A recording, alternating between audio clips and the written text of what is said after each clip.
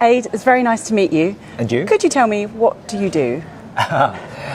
Well, I'm a former technologist, and I'm focused on helping organisations thrive in the digital age.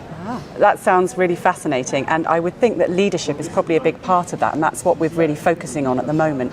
So could you tell me, do you think we're discussing leadership enough in the maritime industry from your experiences?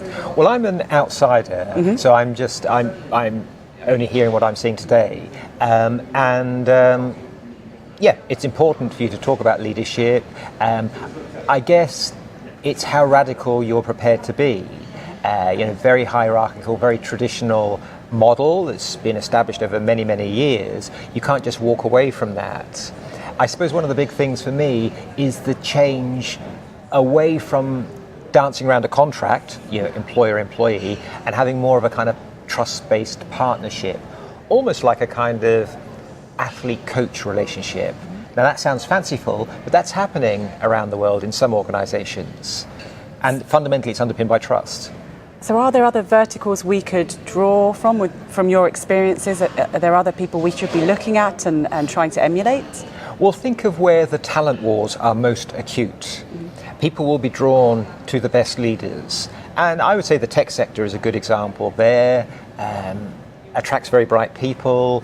The innovation velocity is very, very high, so it's very stimulating for bright young things, so to speak. And the question I guess the maritime industry has to ask itself is why would an employer work for you rather than, say, Google?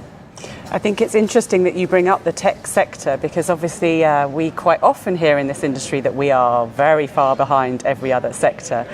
Do you see that as someone looking in? Do you think we really are that far behind the curve? No.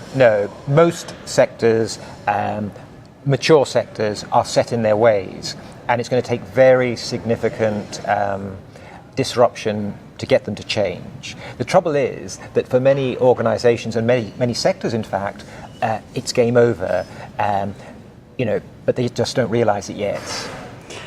Great. Well, thank you very much for sharing your views. Thank you. Thank you.